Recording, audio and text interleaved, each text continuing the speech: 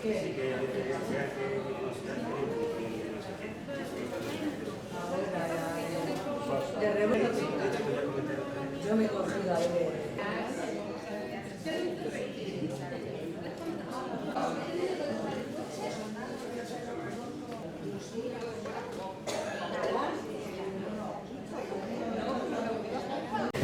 Muchas gracias por vuestra asistencia en esta charla que vamos a entrar, que hacemos dentro de la jornada del Instituto de Docencia. Estamos aquí para realizar esta charla dentro de las jornadas y para ello contamos con la presencia de María Ángel Jaime de Pablo, presidenta de la Asociación de Mujeres Juristas de Tenis. Es activista, feminista y sobre todo está en tenis desde el año 1991.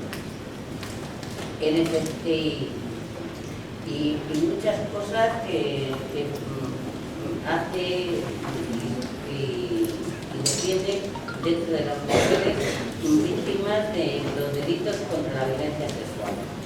Y para no alargarme mucho, vamos a ver. Yo creo que la que queremos escuchar prácticamente es a ella y le doy la palabra a María Ángeles. Pues nada. Y luego después tenemos un pequeño coloquio y...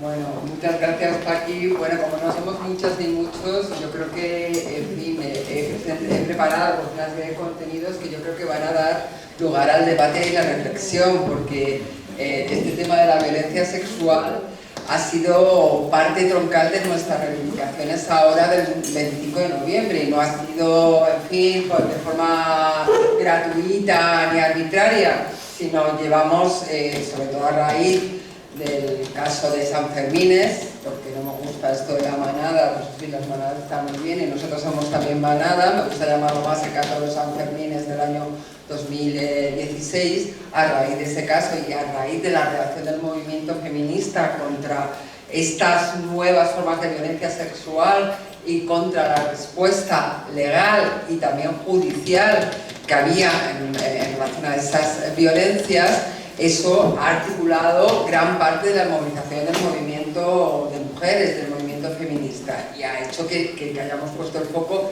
este 25 de noviembre en eso, en el tema del acoso sexual y en el tema también de este sistema constitucional, en fin, que también tiene que ver mucho con la violencia sexual, que es el movimiento Me Too.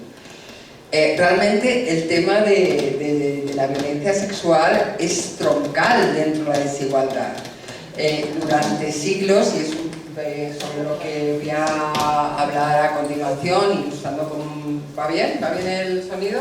Sí, se para un poquito, ¿no? Que distorsiona un poquito, así mejor, ¿no? Sí. Me acuerdo que se las así, en fin, creo que me oís casi sin necesidad del micrófono. En fin, el tema nuestro, el tema realmente de la sexualidad es troncal. Es troncal en la historia antigua de la discriminación de siglos, por no decir de milenios, desde el fin de las primeras ciudades del Estado. El control, el deseo, en fin, eso lo dijo, no digo yo, lo dijo ya en el siglo XIX, lo dijo Engels, que fue un hombre feminista. Los hombres feministas no se han inventado ahora en el siglo XXI. Ha habido hombres buenos que han acompañado al movimiento de mujeres prácticamente desde la Revolución Francesa, y no fue Engels, pues fue Engels. Puso el foco en que la discriminación de las mujeres, esa desigualdad venía al hilo del deseo masculino de controlar la descendencia que nos puso la naturaleza en manos de las mujeres. Entonces, la violencia sexual, la violación, fue un instrumento para asegurar la exclusividad sexual del varón respecto de las mujeres y asegurar de esa manera, junto con, en fin, el sufrimiento del derecho a la propiedad, como muy teórica de Engels, la propiedad también sobre la descendencia, esa legitimidad, ese estirpe patrilineal, ¿no? Es algo que es muy relevante, ¿no? Y durante milenios, pero vamos, desde el código, desde las más leyes antiguas, desde la estela de piedra que aparece ahí después de escarbar en una ciudad romana, en una ciudad babilonia, todas las leyes y el sistema cultural ha ido a construir determinados mitos, determinados estereotipos, determinadas creencias comunes, también a través de la cultura. Por eso se habla de la cultura de la violación, que es lo que, en fin, sobre lo que en principio os sugiero reflexionar. Y después, desde luego, estos instrumentos, estos estereotipos, estos lugares comunes de los que hablaremos y que rodean toda la violencia sexual, han venido a ser reflejados también en el ordenamiento jurídico, legitimando ese orden social y cultural patriarcal. Vamos a ver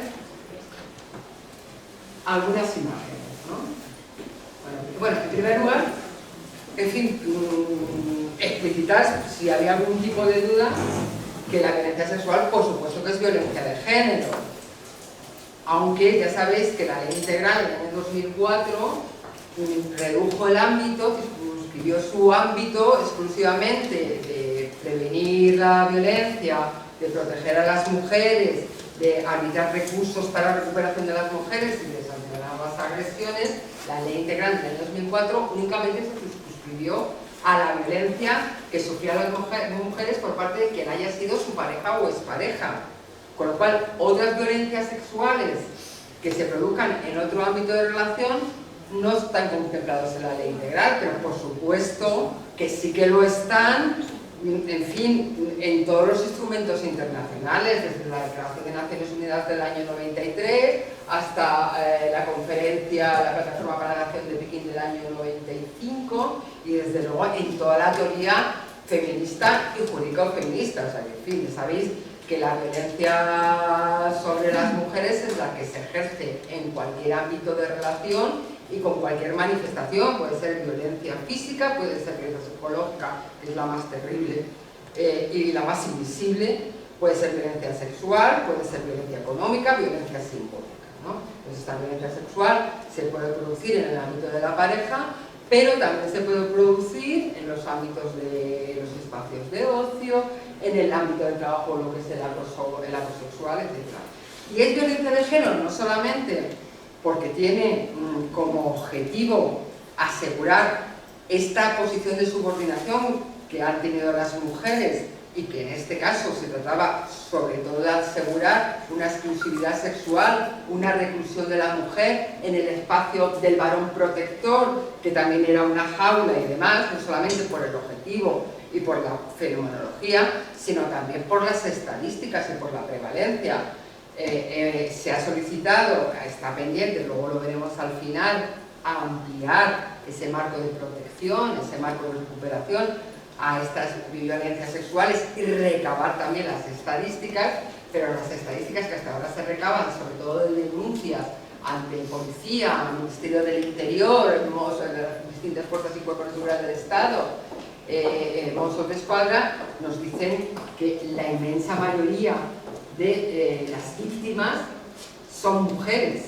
Lo veis aquí, con un 13% de hombres, porque también los varones o los niños también son objeto de violencias sexuales. Y en cuanto a los agresores, las personas condenadas son un 98,25% de hombres. No sé si saldrá el que nada hasta Gibraltar, que no tal, el de Vox, saldrá diciendo que también conoce que la mujer va violando hombres. Porque eso, en fin, no es inaudito, hay casos para todo, pero bueno, las estadísticas es que son evidentes. Los hombres son víctimas en mucha menor medida, un 13%, pero en fin, en cuanto vemos los agresores, pues un 1,46% de mujeres. Dirá que tampoco es violencia de género esto, que también los hombres son violados. Hombres musulmanes serán, porque en fin, como esto va todo en el pack, no lo sé. Y vamos un poco al imaginario que ha construido durante tanto tiempo esta especie, en fin, de legitimación y de impunidad de la que, en fin, con frecuencia ha gozado la violencia sexual, ¿no? Esto es arqueología de la violencia de género, como veis, porque muchas veces las historias que nos cuentan, pues bueno, pues en las obras de arte antigua son ejemplificadoras respecto a los mitos y a los, en fin, a los estereotipos y lugares comunes que legitiman, ¿no? En primer lugar, mira, he escogido una vasija de la época antigua de Grecia que representa el mito del rapto de Tetis por Peleo. Esto además tiene tiene mucha fuerza simbólica, porque además está demostrado que este tipo de vasijas y este tipo de representaciones, y en concreto el mito de Temis, era con frecuencia regalado, como era un regalo de bodas habitual, o sea, y era un poco lo que le decía a la mujer qué era lo que se esperaba de ella. El mito de Tetis, perdón, no sé si lo conocéis. Tetis era una ninfa, una mujer poderosa, una diosa, ejemplifica de alguna manera ese matriarcado, ese orden natural de las cosas que hay antes de las ciudades-estado, esa Arcadia para las mujeres que era este matriarcado entre las mujeres sabias, en fin, eran las que conocían la naturaleza, que conocían las medicinas, las que eran mujeres sabias, mujeres de autoridad, dentro de unos clanes que eran mucho más horizontales, antes de aparecer las ciudades-estados que establecen una distribución jerárquica del poder, y Tetis representa ese poder primigenio de la naturaleza, ¿no?, que se asocia a las mujeres. Tetis es codiciada por el dios padre, que es Zeus, y decide, pues no, en fin, después de mucha cortejarla, hay un augur que dice que el hijo de Tetis será el más poderoso. Entonces Zeus, que a su vez se ha cargado a su padre Urano, el padre Cronos, en esa imagen que veis en el Museo del Prado, que parece que es Saturno devorando a sus hijos y en fin, lo ha cargado ya, pues teme que si concibe un hijo con Tetis, pues le puede destronar. Entonces, para quitarle todo ese poder, lo que hace es comprometerla, entregarla a otro varón que es Peleo, que es un mortal. Entonces, luego Tetis no tiene nada que hacer, y esto representa pues este rapto, ¿no? Este rapto, este uso de la fuerza para someter a una mujer. De alguna manera, en fin, siendo importante pues, que esto se utilizara como regalo de bodas, se le decía, el mensaje que se daba a las mujeres es que la sexualidad quedaba en manos del varón, que ellas no tenían nada que decir, ni siquiera elegir a su compañero o compañera sexual, y se legitimaba esta fuerza, este recurso a la fuerza para someter a las mujeres, porque en fin, la escena es de una gran violencia, como veis, en fin, simplificada, en estos trazos tan bonitos de estas vasijas negras y rojas de la antigua Grecia, pero en fin, yo creo que es bastante grande, sobre todo pues, con este valor simbólico, ¿no? Y luego, al otro lado, tenemos pues, otro mito, que es el mito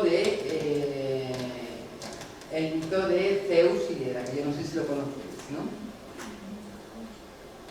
Hera es la mujer que está aquí, además esta es una representación de una vasija encontrada en Pompeya, con lo cual es decir, no es una representación, porque luego ha habido otras muchas representaciones, quizás más medializadas, pero esta yo creo que es muy gráfica, porque aparece aquí como Zeus, que codiciaba también sexualmente a otra ninfa, que era Hera, que estaba casada con un rey, se transforma en cisne y por medio del engaño posee a Hera. Entonces está por un lado ahí reflejado, en primer lugar, pues esta primacía del varón y del varón con poder que puede solicitar, que está, en fin, amparado, está legitimado para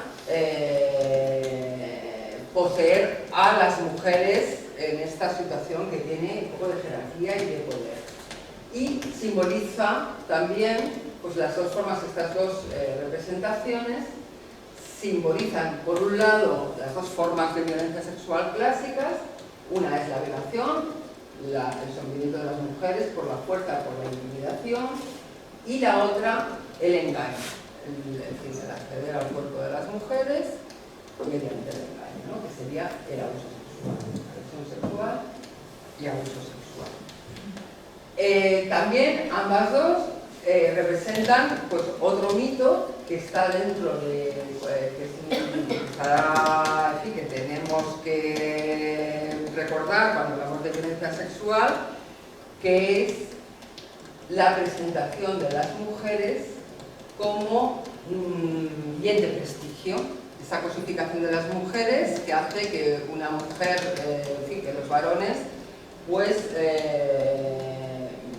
tengan como signo de estatus a las mujeres, bien como pareja, bien como esposa, mujeres además con determinados aditamentos, de belleza, en fin, son un bien de estatus, un bien de prestigio, para ratificar una determinada jerarquía o una situación de poder. Vamos a la siguiente representación de la cultura de la violación, que tiene ya más que ver con esta consideración judio-cristiana de la violencia sexual. Aquí tenéis el mito de Lucrecia, que yo no sé si lo conocéis. Bueno, pues Lucrecia era la mujer de un noble romano cuando Roma estaba en el periodo de la monarquía, previo a la República Romana. El último rey romano, antes de la República Romana, que era Tarquinio el Soberbio, también, en fin, oyó hablar de la belleza, de los dones y de la virtud, ya luego hablaremos del concepto de virtud, que es importante también, de Lucrecia. Y, en fin, tras tratar de acceder a sus favores sexuales, finalmente, a través de la violencia, ahí la veis con el cuchillo, como, en fin, Lucrecia no es una representación idealizada. Desde luego las violaciones no son más que, en fin, han quitado todo el aspecto realmente sórdido que tienen las violaciones. Eso es una constante en las representaciones de las agresiones sexuales en el arte, ¿no? Pero bueno, en fin, en esta representación idealizada, pero se ve claramente cómo Tarquinio el Soberbio tiene el cuchillo para conseguir acceder y violentar a Lucrecia. Lucrecia,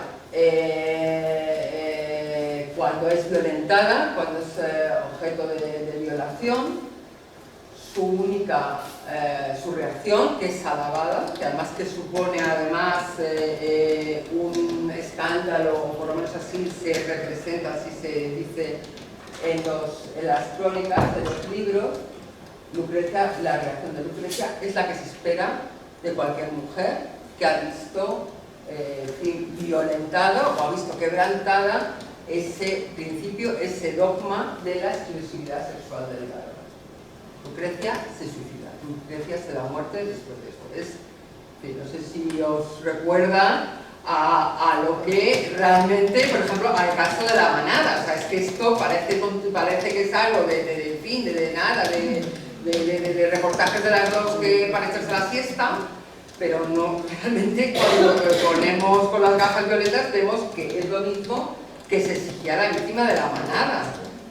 Cuando una de las cuestiones por las que las víctimas nos denuncian, y en estos casos la denuncia es imprescindible para incoar un procedimiento penal contra el agresor y sancionarle, pues una de las cuestiones por que las mujeres no denuncian es porque eso supone lo que llamamos una victimización secundaria, porque el foco, lejos de ponerse en lo que ha hecho el agresor, se pone en la víctima, se la culpabiliza a la víctima, se la dice que la violación que ha sufrido es porque ella no lo ha evitado.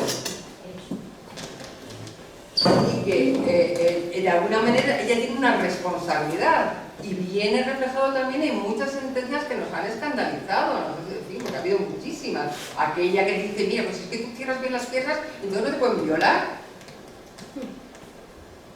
O es que tú, te pusiste en un lugar adecuado, es que tú no tienes que haber ido por la calle, es que tú cómo vestías. Y la víctima de la manada, recordad que esta es la estrategia clásica de defensa, la que me he encontrado en todos los casos y que he defendido mujeres víctimas de violencia sexual, es a ella a la que se le pregunta, a la que se le pone en el foco.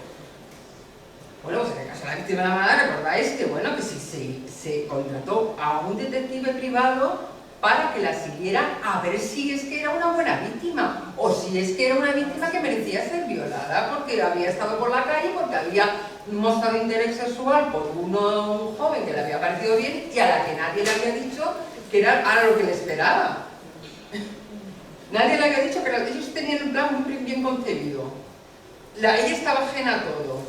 Pero ella es la que está en el foco, ella es la que se pone en el detective privado para ver lo que hace y lo que no hace. A ver si se está suicidando, se está besando los cabellos y se está cubriendo de ceniza, en fin, porque es lo que tienen que hacer las víctimas. No tienen que seguir con su vida, seguir con sus amigas, seguir con su familia, no, tienen que suicidarse como Lucrecia, porque si no, no sufren.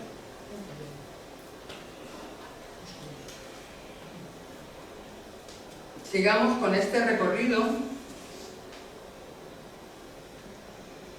Por esta, me parece un poco contradictorio unir las palabras cultura y violación, pero realmente esto nos pone en lo que estamos, en el concepto de género que utilizamos normalmente, que no es el género que ahora soy hombre y ahora soy mujer y ahora me meto en una prisión de mujeres porque me digo hombre, pero en fin, violento a una de las internas de la prisión. El concepto de género, cuando hablamos de concepto de género, hablamos sobre todo de aquello que no está determinado por la diferencia biológica, por aquellas cuestiones que nos vienen en la mochila como en el pack de ser mujeres, pero no tienen que ver con ser mujeres. Aquellos, mandatos que son mandatos fruto de cómo socializamos de forma diferenciada a los niños y a las niñas encomendándoles una tarea de cuidados, de pasividad sexual, de situaciones de subordinación y todos los mitos, por ejemplo, del amor romántico que han distorsionado y que han condicionado la relación entre hombres y mujeres a lo largo del tiempo, ¿no? Parece un poco contradictorio de la cultura de la violación, pero es realmente la que hace que a día de hoy hayan aparecido además otros fenómenos, luego hablaremos al final de violencia sexual, y siga una cierta tolerancia social, a partir de la absoluta falta de conciencia de delito, que es un lugar común, es algo común entre los agresores sexuales, ¿no? Bueno, pues aquí lo que quería... sí, el mito del terrazo de las Sabinas, ese sí que lo conocéis. En fin, como la violación también durante milenios ha sido utilizada como arma de guerra.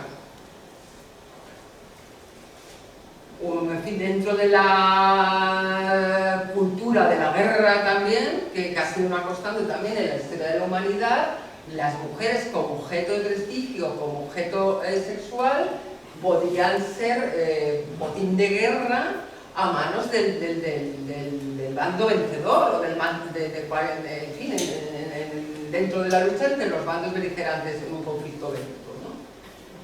Y también muy estilizado, pues bueno, veis allí como el romano rapta a la Sabina y, vamos, no patalea, pero tiene sometido al Sabino viejo.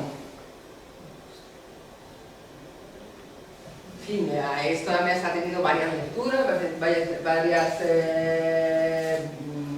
interpretaciones culturales, en fin, que los romanos eran pueblos sin mujeres, que ellos necesitaban mujeres y bueno, recurren desde luego a la violencia para raptar a una serie de mujeres. Esto ha sido una constante en todos los conflictos bélicos. La violación era una manera, desde luego, de aterrar a la población, de lograr la victoria en un conflicto bélico, simbólico y era una manera también de humillar a los varones, quebrando esa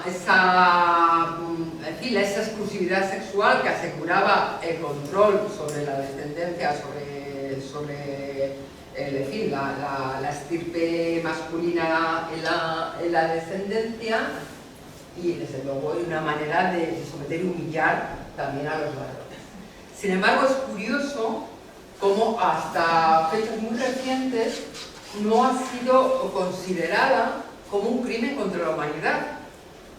Es curioso cómo en los tribunales penales internacionales, como por ejemplo el Tribunal de Nuremberg, que aunque siendo evidente de que en la Segunda Guerra Mundial se había violado a mujeres, lo había hecho el ejército japonés con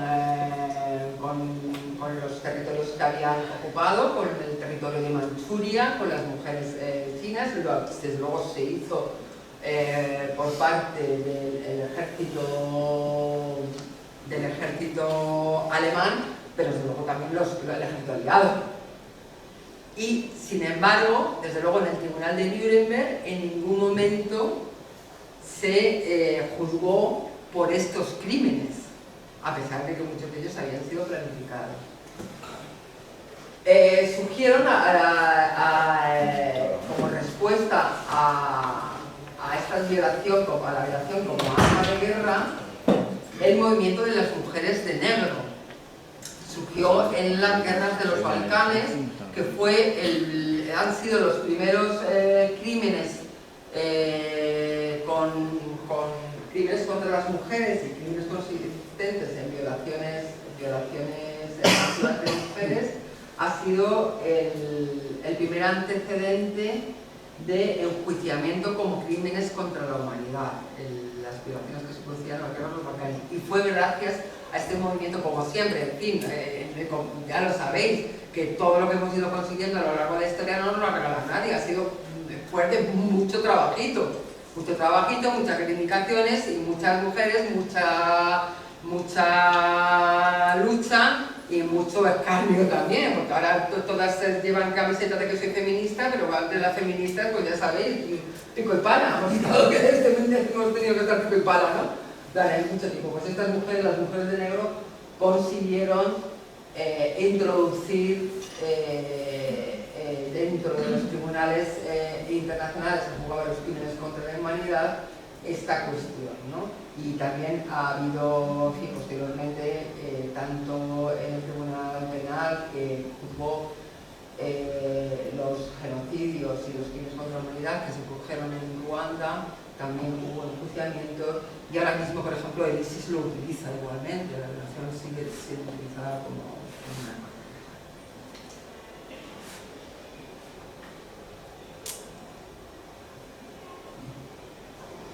Bueno, más reciente, esto ya nos vamos un poco a otro imaginario un poquito más reciente en el tiempo que podemos tener, ¿no? Yo no sé si habéis visto, a mí me estremeció, ¿no? Y ha sido hace poco, yo creo que hace un mes o 2 meses, un documental que se llamaba Loving Money. Hacía un recorrido sobre la llamada de Mori, como sabéis, fue una niña abandonada, una niña violada, y en el reportaje aparecía como, con esa vulnerabilidad, una mujer de esa belleza que transmite tanto, tantos años después, transmite tanto en sus películas, encantadora, bellísima, la forma que tuvo de, bueno, de conseguir una posición en el mundo dentro de esa devastación, había sido violada de niña, pues era bueno, pues estar en la cama de todos los productores de Hollywood, de las personas que tenían situación de poder, incluso de políticos y demás, ¿no? Ella tenía, después de, ni siquiera yo creo que era consciente, ¿no?, de esa... Sí que era consciente, ¿no?, porque además es una mujer que escribió mucho, su manera también de construirse, de intentar de que, en fin, todas aquellas vejaciones de las que había sido objeto a lo largo de la vida y su circunstancias la manera de hacer terapia era escribir en un diario, ¿no? Y efectivamente fue como un objeto sexual, lo podemos ver ahora con las gafas moradas, que como decían mis compañeros, una vez que te ponen las gafas moradas ya la visión del mundo cambia absolutamente, como su devastación interior, emocional, tenía mucho que ver con esa cosificación contra la que ella se rebelaba, ¿no? Y cómo ese sistema corrupto en el que una mujer en determinados ámbitos, y desde luego en el ámbito de la cultura y del mundo del espectáculo, para poder conseguir oportunidades dentro de ese mundo, tenía que someterse a personas, a hombres en situación de poder, someterse también sexualmente. Y como esto de repente explota, no se sabe muy bien por qué, algo que había estado no es de hace 20 años, ni de hace 40, ni de hace 60. De repente explota, las mujeres del mundo de la cultura y del espectáculo se rebelan y surge el movimiento de Me Too, en el que hay una especie de terapia colectiva masiva en que las mujeres empiezan a verbalizar todos aquellos abusos, todos aquellos contactos no deseados, todas aquellas citas, toda aquella podredumbre que hay tras esta imagen impoluta de hombres poderosos que, en fin, como bienes, además de como bienes de prestigio, exhiben las mujeres a su alrededor, ¿no? Vamos a ver qué queda de todo esto, ¿no? Porque muchas veces, por ejemplo, con el caso que ha surgido ahora de Plácido Domingo, que yo, sí, desde luego admiro mucho, me gusta mucho la música clásica, mucho la ópera, y desde luego admiro como artista a Plácido Domingo.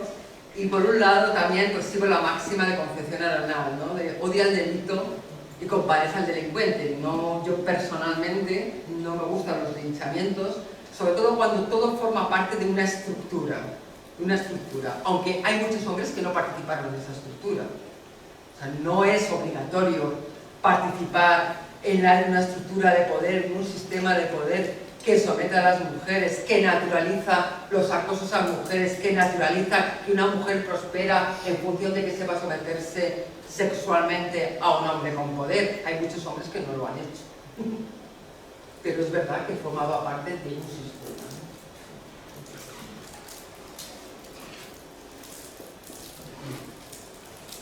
Seguimos, no sé cuánto tiempo habéis reservado para el debate. Porque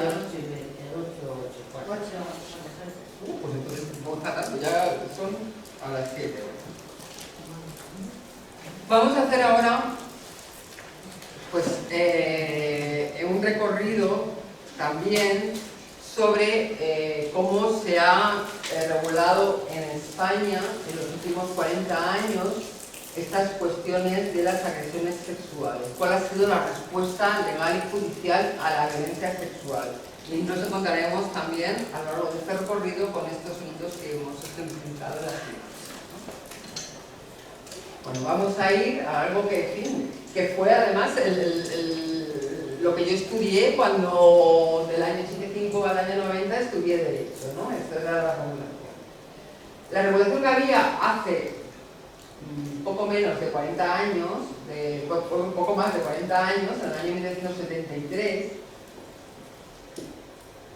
negaba la libertad sexual, mientras que en los años 60, en los años 70, en el resto de Europa, estaba este movimiento de liberación sexual de las mujeres, de esta revolución sexual, que luego tampoco fue tanto, pero que, en fin, empezó a reivindicar, pues, por ejemplo, el placer sexual femenino, que también era un tabú. O sea, la mujer que sentía placer sexual era poco menos que una normal, una ninfómona y una, en fin, una degenerada. Y bueno, había cosas entonces, si recordáis, que si un poco más mayores, en los años 70 y en los programas de estos de la clave y demás, del punto G, todos buscando el punto G, pero si el punto G no hay falta punto G. Si es que clítoris no es el nombre tampoco de la diosa greca, no es como tetis, es algo que es el principal centro neurológico del placer femenino.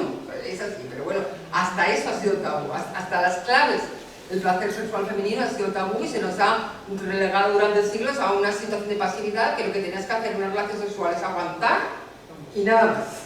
Y nada más. Y eso también forma parte de todo este imaginario que ha sustentado durante tiempo esta impunidad a la libertad sexual.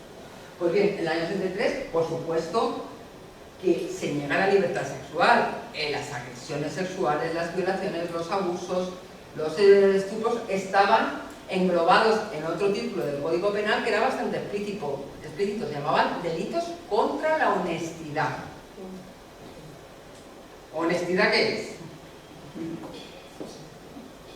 Exclusividad sexual. Tú tenías, si eras una mujer honesta, lo que tenías es cuidarte mucho de que, en fin, el acceso a tu cuerpo lo tuviera solamente un varón y después del matrimonio, que en fin, de alguna manera regulaba y legalizaba, sancionaba ese derecho de propiedad. Los hombres, por supuesto, no podían ser objeto de agresiones sexuales. O sea, es que, por definición, un hombre no podía ser objeto de una agresión sexual ni un niño. En fin, en esta división absoluta de papeles entre hombres y mujeres. Por ejemplo, en los delitos contra la honestidad, en fin, los más mayores, os acordaréis, estaban, por ejemplo, los infanticidios. De manera que en el Código Penal de 1973, cuando un padre, un hermano, asesinaba a un recién nacido para ocultar la deshonra de haber tenido un hijo fuera del matrimonio, la pena era notablemente inferior a las penas por homicidio y asesinato. Se justificaba ese asesinato, ¿no?, de una criatura. El adulterio femenino estaba penalizado. En cuanto al masculino, únicamente si se producía con permanencia y notoriedad, vamos, que viviría el hombre con otra mujer en otro sitio. Solamente se penalizaba en esos casos. Y en fin, lo más llamativo, desde la perspectiva que nos da los 40 y pico años después, es que además de que solamente se iniciaba un procedimiento penal por violencia sexual por la denuncia de la víctima, es que si tú le perdonabas o te casabas con tu violador, adiós procedimiento penal. Se echaba el cierre y ya la honra, la honestidad quedaba salvaguardada y no había más procedimiento penal. Ya no había otra cosa, ¿no? En el año 1978 se va avanzando poco a poco a esta igualdad. Se despenaliza el adulterio femenino. No sé si las más mayores recordáis que, en fin, las mujeres del movimiento feminista, siempre valientes, se acusaban de haber sido adúlteras, ¿no? Y se despenaliza también el uso de anticonceptivos, que es un paso más hacia el camino de la consecución de la plena libertad sexual. La Constitución española, como sabéis, consagra la igualdad, proscribe en el artículo 14 cualquier discriminación por razón de sexo, de nacimiento, de raza, de ideología, etc. Y además, pues bueno, pues hace un mandato también en el artículo 9.2 de la Constitución a los poderes públicos para que no se queden solamente en esta igualdad formal, en que, bueno, tú si quieres puedes en general como esta que acaban de nombrar 30 años después de que las primeras mujeres entran en el ejército, acaban de nombrar a la primera mujer general. Que no es que tú puedas llegar, es que los poderes públicos tienen que conseguir que no partamos de más atrás a la hora de hacer esos recorridos, lo que se dice procurar unas condiciones para que la igualdad sea real y efectiva y no solamente una formalidad, una igualdad formal, ¿no? En fin, ya en el año 89, en fin, más de 11 años después de aprobada la Constitución, se cambia la denominación de este tipo de delitos, que pasan a ser delitos contra la libertad sexual. Y los varones ya pueden ser víctimas, como efectivamente lo son. Una porcentaje inferior, ya lo hemos visto, pero lo pueden ser. En el año 95 se produce otra reforma legal que yo creo que es relevante, que es que se despenaliza el proselitismo, que es el aprovechamiento económico de la prostitución ajena. Yo creo que también el sistema de prostitución también tiene que ver con ese antiguo orden patriarcal. Es un tema que es polémico también dentro del movimiento feminista. Si queréis luego lo hablamos, ¿no? Porque es verdad que es objeto de debate. Y lo que sucede, lo que yo creo que ha salido también ahora en los medios de comunicación, en este pim pam pum que se traen entre los partidos políticos, en esta campaña electoral permanente, en que cualquier cuestión, en lugar de avanzar, de llegar a consensos, que es lo que desearíamos la ciudadanía, sobre todo en temas de derechos humanos, de temas de derechos universales, lo cual respetaría bastante a esta nueva ultraderecha, la peor de las ultraderechas que nos ha surgido en España. Una cuestión que ha surgido es que efectivamente en el año 95 desaparece el delito clásico para sancionar este tipo de agresiones, que era el tipo de violación, que era la denominación clásica en el derecho español a estas agresiones sexuales. Pues desaparece la violación, que es lo que nosotras entendemos, en fin, al término que nos remitimos cuando hablamos de una agresión sexual. Luego, poco después, en el año 99, se recupera el término, que la gente entiende. Pero es verdad que detrás de la desaparición, en los debates que llevaron a la desaparición nominal de la violación, porque el hecho, desde luego, seguía estando castigado con severidad, es que la violación remitía de alguna manera a ese concepto de delitos contra la honestidad que se quería abandonar. Porque, en fin, violación remite o se nos puede representar cuando hablamos de violación, pues siempre como una, como una vulneración de esa honestidad de las mujeres, de esa honra, y bueno, por eso desapareció para después, hay también a petición de gran parte del movimiento feminista, recuperarse el término 4 minutos. Pero vamos, no, insisto, no es que dejara de castigarse la violación estaba castigada con las mismas penas, pero el término desaparece. Y por primera vez también se introduce el delito de acoso sexual en el ámbito laboral docente por parte de superiores. Luego este delito ha ido cambiándose, de manera que el acoso sexual que se produce, por ejemplo, en el lugar de trabajo o en el ámbito educativo, también se sanciona cuando procede de un igual. Pero en fin, el delito de acoso sexual, y a día de hoy, realmente es un delito, si se me permite la expresión, delito bagatela, que no se sanciona solo muy excepcionalmente, conlleva pequeñas penas de prisión, que no superan el año o los 2 años. La mayor parte de ellos se sancionan, se terminan con una multa. Y os puedo asegurar, que no sé si recordáis, por ejemplo, el caso Nevenka o otros casos, es una situación que luego produce absoluta devastación en las mujeres, que, en fin, nos lleva al tema del YouTube, el que tú, pues de repente, pues una chica, como le pasó a Nevenka, que está en que es concejal del Partido Popular, que de repente, en fin, pues empieza a prosperar, empieza a tener competencias, empieza a desarrollar su labor política y se ve como un alcalde, el alcalde yo creo que era de Ponferrada, empieza a exigirle favores, ella en algún momento se ve halagada, bueno, admite algún contacto con él, pero después no quiere y es absolutamente acosada, se le priva de todas las competencias que había desarrollado como concejal. Y cuando denuncia la situación, nadie de su partido la apoya, nadie. Es más, se desarrolla una campaña mediática tremenda para defender a este alcalde de Ponferrada y para restar, porque eso también ha sido una constante a lo largo del enjuiciamiento de la violación y de las agresiones sexuales, el negar siempre, cuestionar permanentemente la credibilidad de las mujeres. No es que vayamos en contra de ninguna presunción de inocencia, eso es falso. Lo sabemos, la presunción de inocencia significa que para condenar a una persona tiene que haber pruebas, y tiene que haber pruebas de cargo que sin género de dudas lleven a la convicción de que esta persona ha cometido un hecho.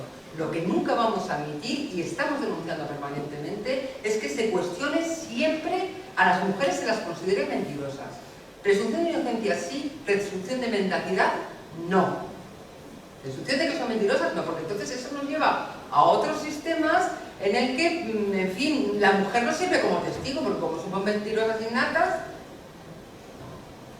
no puede servir como testigo y lleva, por ejemplo, a que cuando estamos diciendo casos de mujeres o víctimas de agresiones sexuales, cuando, en fin, se realiza una prueba que es el dictamen pericial, el forense las examina o los servicios específicos de psicología forense, en lugar de examinar el daño que tienen esas mujeres, cómo esa agresión sexual ha comprometido gravemente y les ha ocasionado un grave malestar en el campo físico, en el campo psicológico sobre todo, o en el campo del bienestar sexual, estos informes se centran fundamentalmente en ver si las mujeres, el relato de las mujeres es creíble o no.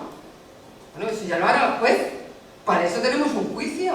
¿Por qué un psicólogo tiene que decir si esta mujer miente o no? O si este niño o esta niña, su relato es congruente, es veraz, es examinarlas, someterlas a pruebas, a test psicológicos para ver si mienten o no. Usted examine el daño que tienen, cómo esta mujer ya no es capaz de mantener relaciones sexuales placenteras, cómo va hipervigilante cada vez que salga a la calle y cómo se está con un estado de ansiedad muy importante.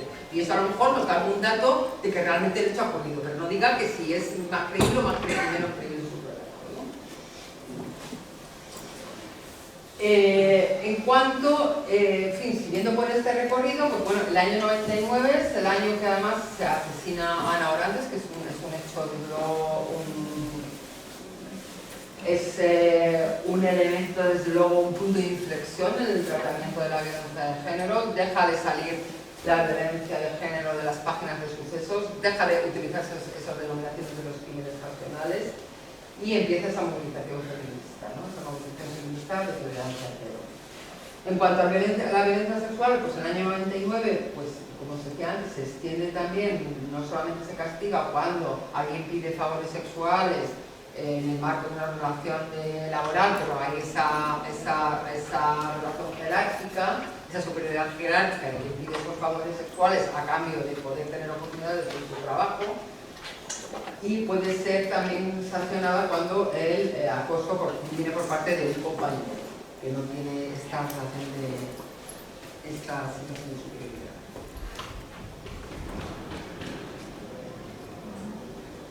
En el año 2003 se introducen por primera vez algunos delitos que tienen que ver también con la libertad sexual. Vuelve a introducirse el delito de proxenetismo, se tipifica expresamente la mutilación genital femenina, que anteriormente podía ser sancionada como una lesión grave también, que no pudiera ser sancionada, y por primera vez se tipifica, aunque con otra denominación, los delitos de trata, ¿no? Bajo la denominación de tráfico ilegal de personas con fines de explotación sexual.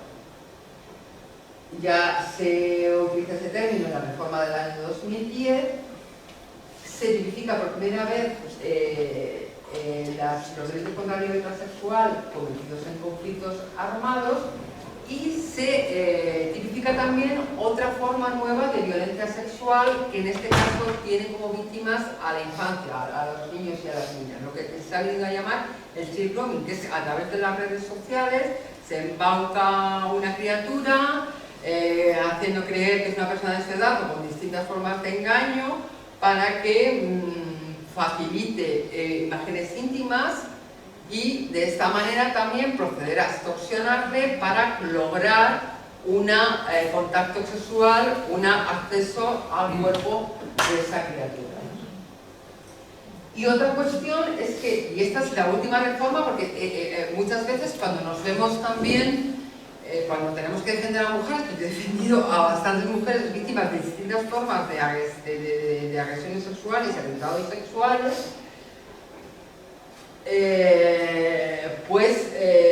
en fin, nos han reformado el Código Penal, pues en lo que yo, los 30 años que llevo yo casi, que llevo ejerciendo como abogada, pues si no son 10 veces, pues por ahí. Y como dice una amiga mía que defiende exclusivamente víctimas de delitos contra la libertad sexual, me he tenido que aprender todas estas reformas. A veces parece que como sociedad no sabemos muy bien cuáles son nuestros valores o cuáles son estas conductas que vemos que atentan contra todos nuestros valores sociales comunes y que queremos que sean reflejadas y sancionadas en el Código Penal. también muchas veces, en fin, todos estos impulsos del movimiento feminista van en la línea de que lo que algunas teóricas han llamado la legislación del daño. Es que cuando vemos que la respuesta penal o la respuesta judicial es de invisibilidad, de impunidad, de cuestionar a las mujeres, que no responde a esa defensa de las mujeres, pues no se nos ocurre otra cosa que copiar el Código Penal para evitar interpretaciones aberrantes, ¿no?, del Código Penal. Y una reforma importante fue la última que ha tenido lugar. Como ahora ya tenemos colapso legislativo, no hay reformas legales. Desde el año 2016 no ha habido reformas legales. Y la última entró en vigor el 1 de julio del año 2015 y consistió en elevar la edad de consentimiento sexual desde los 13 a los 16 años. ¿Qué significa eso? Que en el caso de que una persona que tenga una relación, o sea, una situación de evidente desequilibrio por edad, que tenga una relación con una persona mayor, uno de 30 años que tenga una relación con una mujer de 15, eso se va a sancionar al menos como abuso sexual. Y si la mujer es menor, la persona es menor de 16 años, no puede dar consentimiento válidamente a esa relación sexual y vamos a entrar en el ámbito del delito. Esta elevación de la edad de consentimiento sexual fue polémica porque realmente lo que hay en la sociedad es que cada vez se tienen relaciones sexuales a edades más tempranas. Y en el caso de que haya una relación, podamos considerar, se deja al árbitro judicial considerar si la relación es simétrica por grado de madurez o por otras circunstancias, con lo cual pues no sabemos muy bien. Denis va a publicar dentro del próximo mes de diciembre, va a publicar un estudio, están en ello las compañeras estudiando las resoluciones judiciales que hay en materia de violencia sexual para ver realmente cuál ha sido la interpretación judicial de esta rebaja de la edad de consentimiento sexual. También se tipifica expresamente el delito de matrimonio forzoso.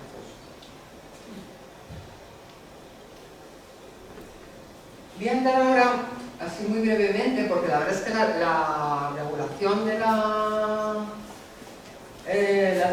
de los delitos sexuales es súper farragosa, es muy farragosa, porque hay dos tipos básicos, que es la agresión sexual y el abuso sexual, y la horquilla penológica, lo que llamamos la horquilla penológica, es decir, si te ponen 5 años o 15 años, porque las penas son severas, las penas para los delitos contra la libertad sexual son severas, porque como veis aquí, en el caso de violación, agresión sexual, en fin, no sé si se han cometido varias agresiones sexuales, lo que llamamos el delito continuado, o las agresiones múltiples, que entonces, pues, en fin, como dijo la sentencia de la Manada, te condenarán por 3 delitos de violación. Pero el delito de violación, la máxima pena son 15 años. Tened en cuenta que el delito de homicidio, la pena del delito de homicidio va de 10 a 15 años. Con lo cual, las penas realmente son severas. No es un problema penal. Hombre, después si lo comparamos con el homicidio, claro, es lo que llamamos, en el Código Penal, tenemos el principio de proporcionalidad. Claro, en fin, si la máxima agresión que se puede hacer a una persona es quitarla de la vida. Si el homicidio va de 10 a 15 años, el asesinato va de 20 a 25, son penas severas. Pero, en fin, esto lo digo sotto voce, eso lo dicen muchos jueces. Muchos dicen que si, en fin, les reprochamos que cuestionan a las mujeres, que muchas veces haya como una minimización del daño que se produce con las agresiones sexuales, una especie de justificación, nos dicen que es que piensan que es que las penas son severísimas, que 15 años es una barbaridad para un delito de violación.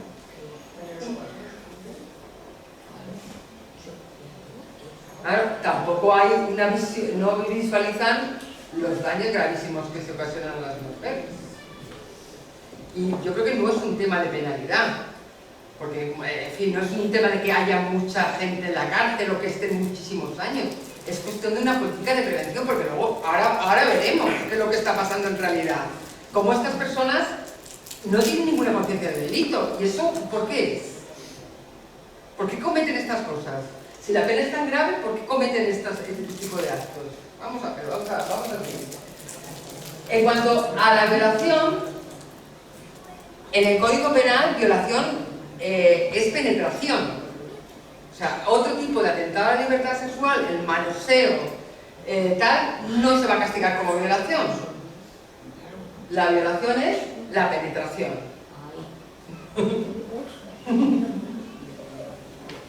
Y lo que le diferencia del abuso sexual es que el instrumento para someter, para acceder al cuerpo de la mujer es la fuerza o la amenaza, la violencia o la intimidación.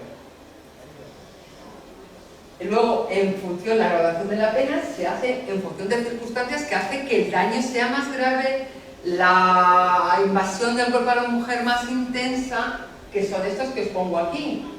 El trato especialmente brutal y degradante, que la violación sea en grupo, por dos o más personas, que sea sobre personas especialmente vulnerables, niños, niñas incapaces, que sean realizadas por personas que tengan prevalencia, que tengan esa relación de superioridad sobre la persona agredida, o sea, que sea realizado por padres, por madres, por abuelos, por curas, por profesores, o el uso de armas.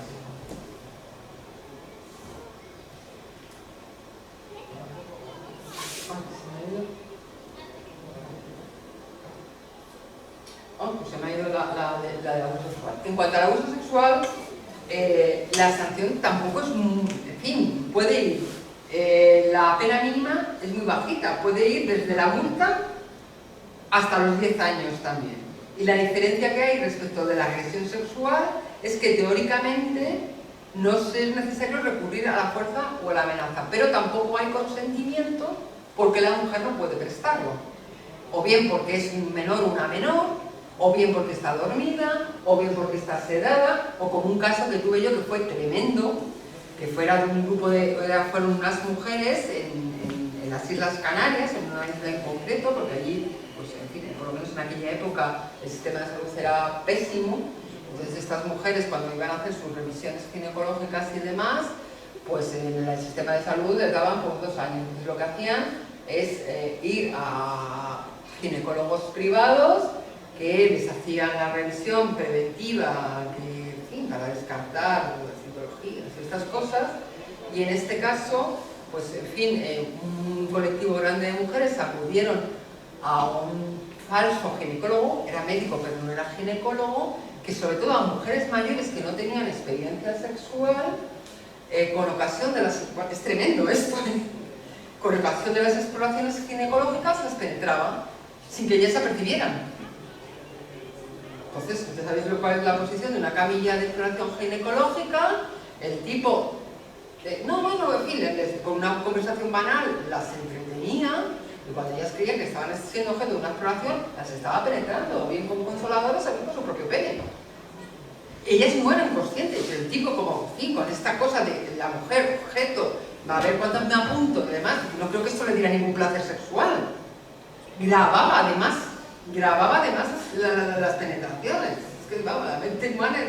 Bueno, y esto se descubrió de la manera más insospechada. O sea, este hombre, claro, como tenía a lo largo de la isla, tenía pues, varias consultas, en una de ellas pues, tenía como su invitada a una chica.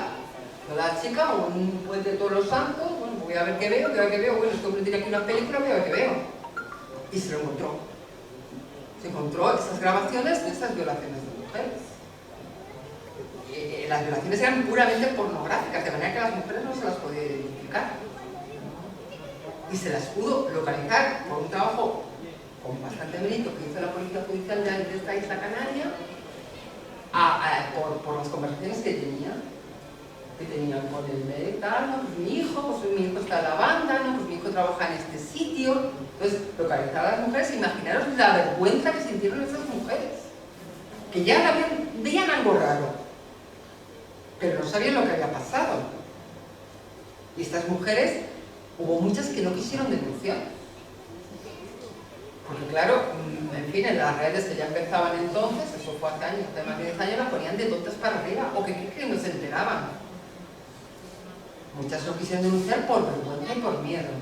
Pero luego las que denunciaron evitaron que otras mujeres, porque de verdad es heroico, o sea, las mujeres que han denunciado, que se han puesto en el foco, que han querido recordar esto, que han querido recorrer ese camino judicial que muchas veces conlleva lo que llamamos esta victimización secundaria, realmente, gracias a que ellas han denunciado, otras mujeres no han sido objeto de las mismas agresiones que han sido ellas, ¿no? Estas mujeres consiguieron que, desde luego, a esta persona le cayeran, localizaron a 20 mujeres, denunciaron 4 mujeres mayores y consiguieron que esta persona no pudiera seguir violentando a mujeres. Pero lo que ayuda respecto al abuso sexual, la diferencia con el acoso es que supuestamente no hay violencia. Pero y luego lo veremos si nos da tiempo cuando lleguemos al tema de las sentencias políticas de la Manada y de Manresa. Muchas veces no hay violencia porque el agresor no lo necesita. Porque no es necesario que ejerza ninguna violencia. O sea que realmente graduar las penas en función de algo que no tiene que ver con el hecho en sí y que no depende tampoco del agresor, sino muchas veces de la posición que ponga la víctima, porque el violador pues, recurre a la violencia, o gradúa la violencia en función de lo que él necesite. Y bueno, en respecto al delito de acoso sexual, que ya lo hemos visto antes, y bueno, y estos delitos también que bueno, que tienen sus expresiones también de delitos de violencia sexual. Está el tema del abuso.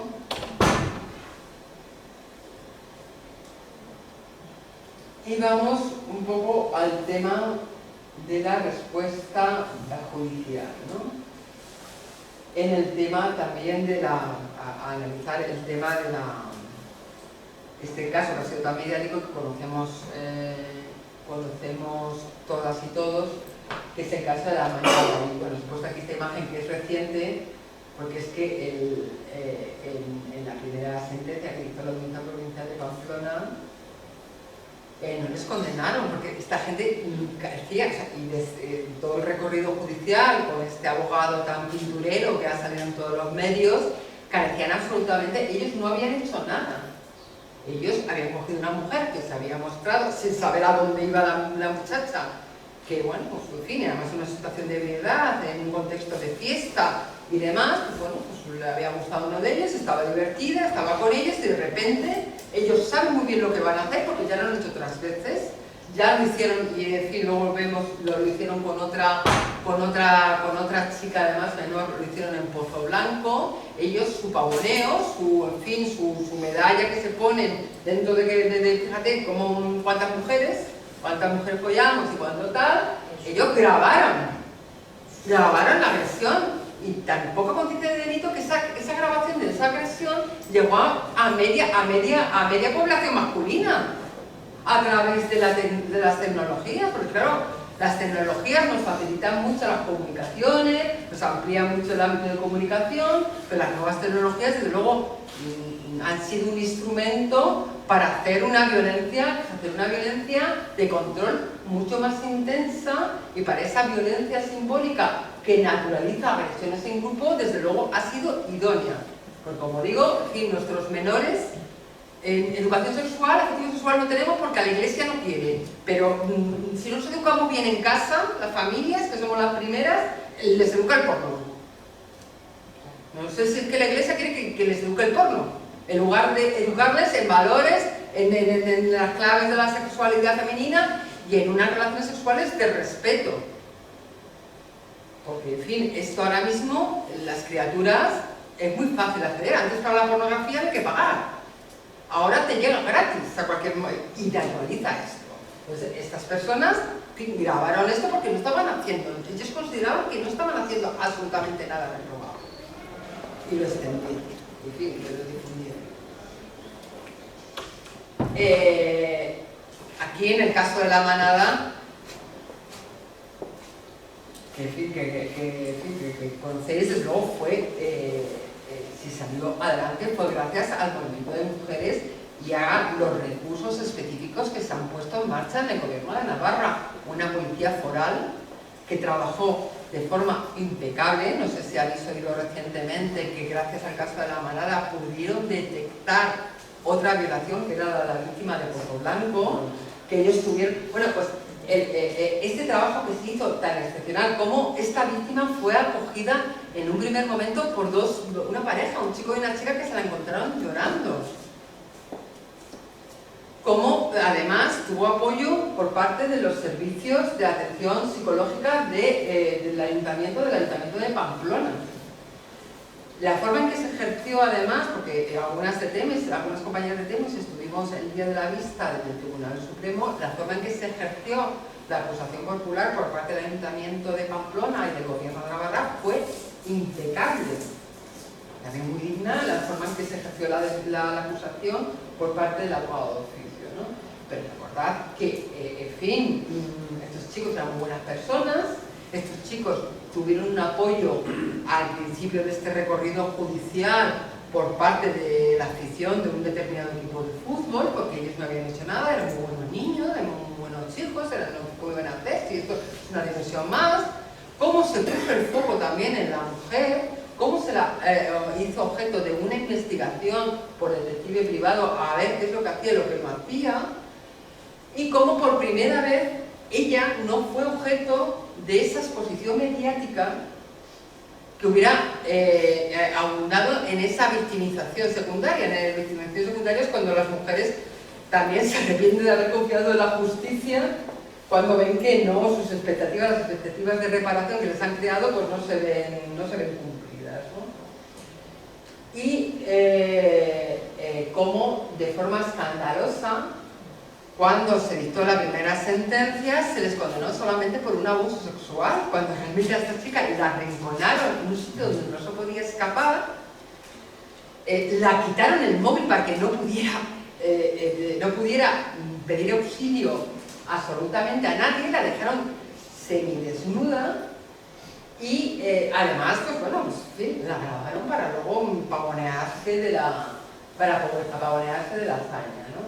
Entonces, la condena, cuando ves un poco todos los hechos, incluso en la sentencia del Supremo, aparece que de forma inexplicable no se ha recogido en los relatos de hechos probados como en algún momento de esa grabación aparece la chica gritando.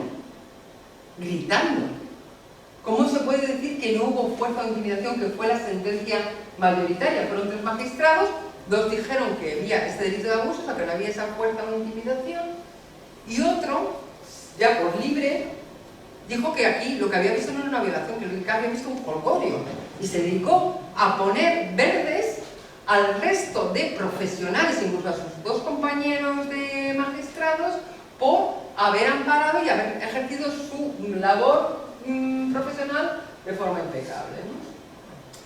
Y afortunadamente, bueno, pues en fin, en el recorrido judicial en el Tribunal Superior de Justicia de Navarra y después en el Tribunal Supremo se fue corrigiendo, pero cuando leías la sentencia, que la sentencia, en fin, tenía unos cuantos párrafos y bueno, y ponía el estómago de aquella manera, sobre todo cuando leías el voto particular, yo sentí náuseas físicas y demás, en fin, porque fue tremendo. En el recorrido judicial, pues bueno, después de ver ese relato de hechos probados, la cosa fue cambiando. Ya en el Tribunal Superior de Justicia son 5 magistrados, 2 dijeron que aquello era una violación y 3 dijeron que abuso sexual, y no hubo afortunadamente nadie que dijera que aquello era un jolgorio, porque el jolgorio no se veía por ningún sitio. Y posteriormente, además, la sentencia en el Supremo fue, desde luego, para quienes llevamos batallando pico y pala muchas veces en la incorporación de la perspectiva de género en la Administración de Justicia, porque es que los jueces son un reflejo de la sociedad, no salen de ningún sitio, pero es verdad que, en fin, la clase pública es especialmente conservadora también, ¿no?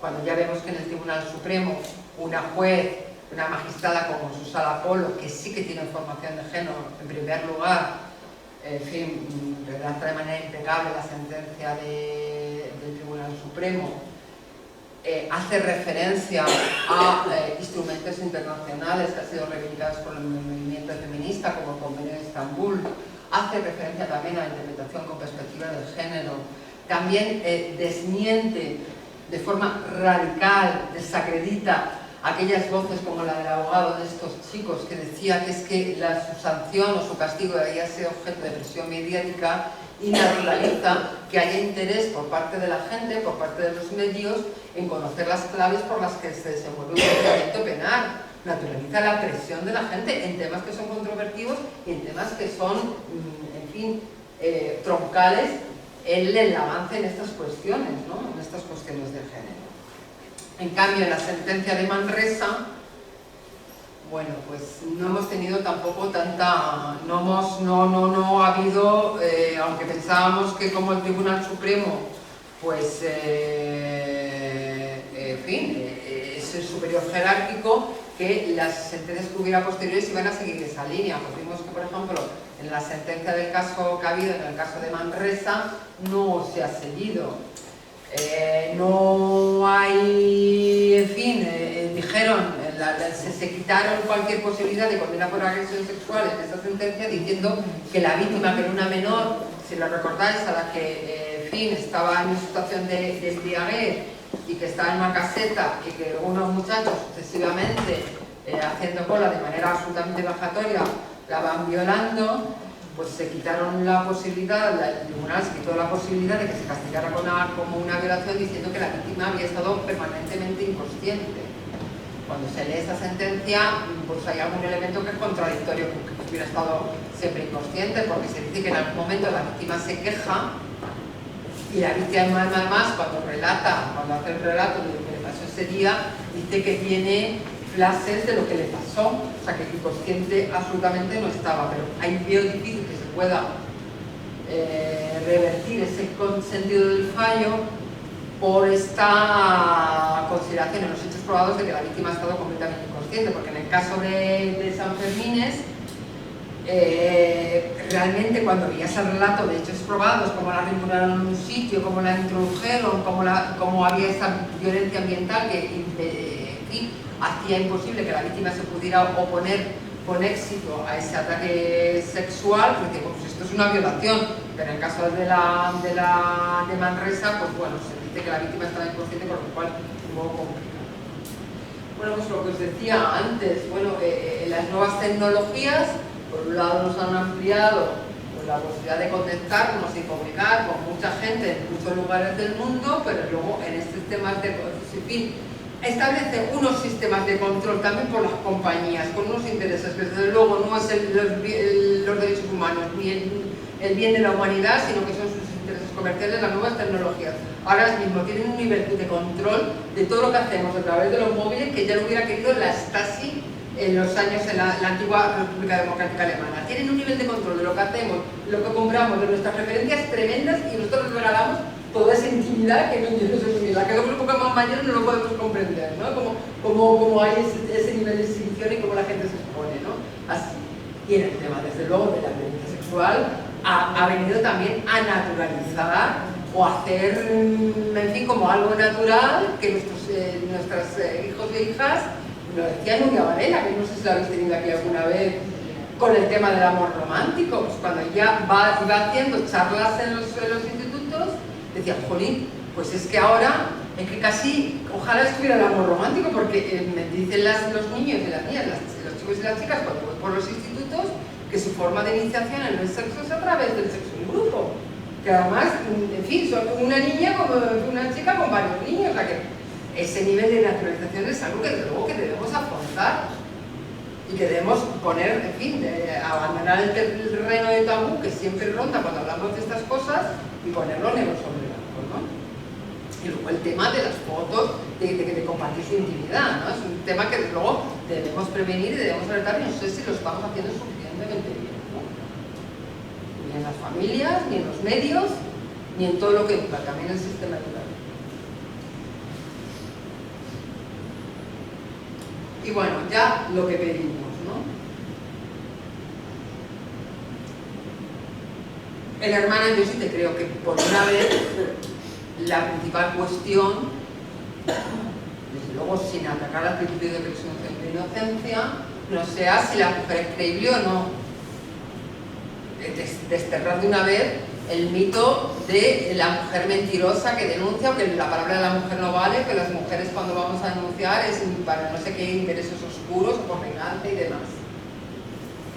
Esto, además, está el que no se investigue a la víctima, no se la ponga en foca, no se investigue lo que haya hecho antes, lo que lo ha hecho después para desvirtuarla, hasta decir que no ha sido una buena víctima o la víctima que realmente merece que el agresor sea castigado como violación, pues es una de las cuestiones que está dentro del Convenio de Estambul, que prohíbe que la investigación criminal se centre sobre los antecedentes de la víctima.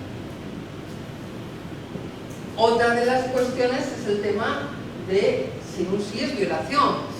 El tema pendiente, ya veremos a ver si finalmente tenemos gobierno, tenemos cortes, si no vamos a votar otra vez, ya por cuántas veces en 4 años hemos votado, a ver si se desarrolla la ley de consentimiento sexual, la ley de consentimiento explícito, que también es polémica. Yo no lo puedo entender, o sea, no lo sé, o que yo soy ya de otro planeta, o ya es súper antigua. O sea, es que la gente no se entera cuando está en la cama con otra gente, si consiente.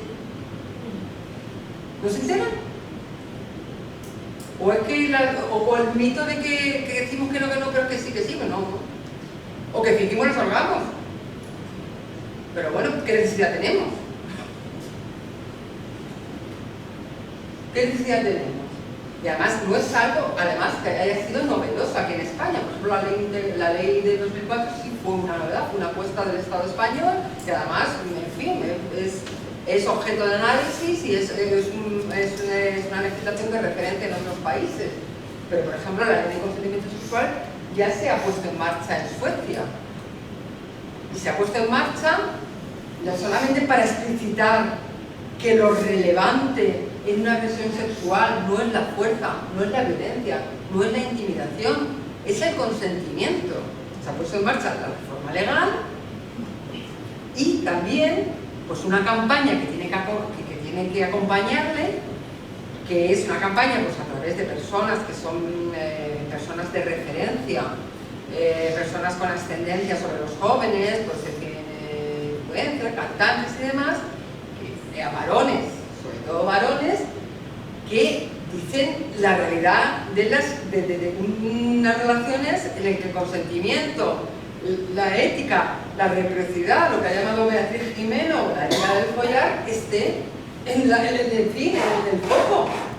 Esté en el foco, porque no puedo entender cómo cuando se lanza una propuesta de ley de consentimiento sexual, es que ¿qué vamos a hacer? Que ahora mismo no...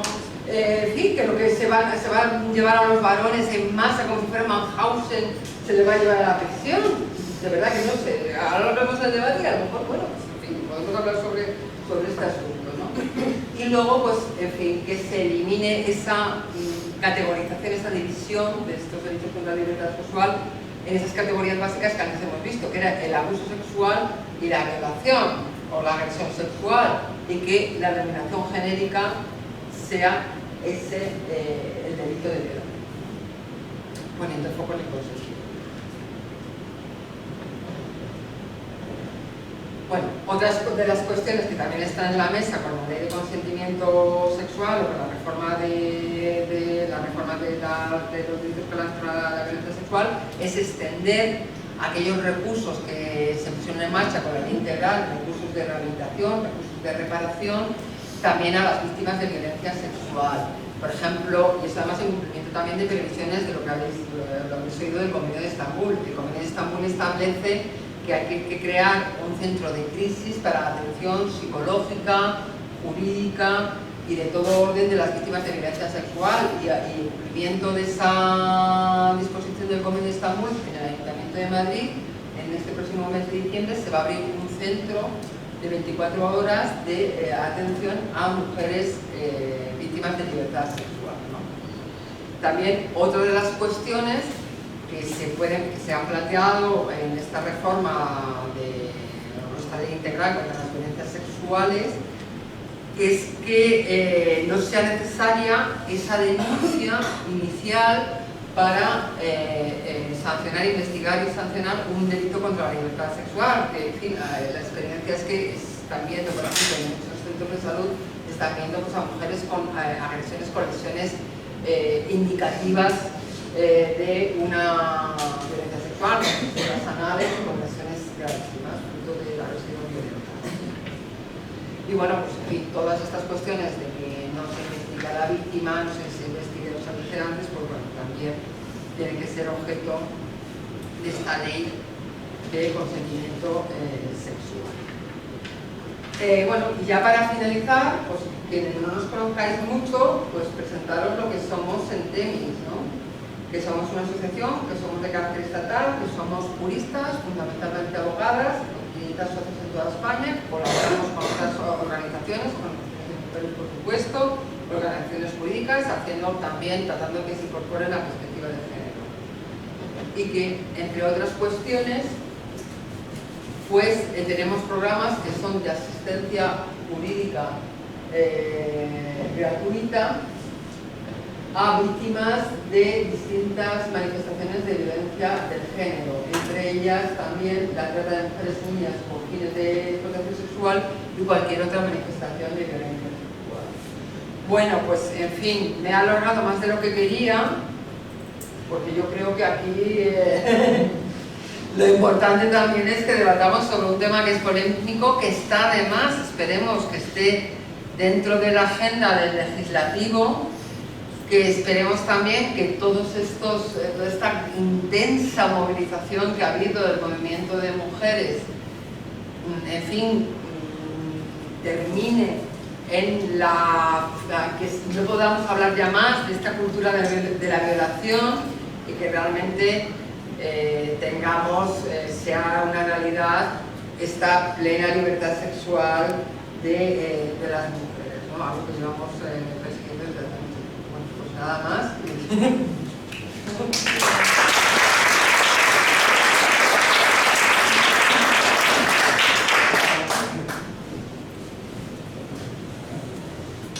Vamos a abrir un turno de preguntas. Sí, en fin, habéis visto que me he mojado, o sea que esto son muchas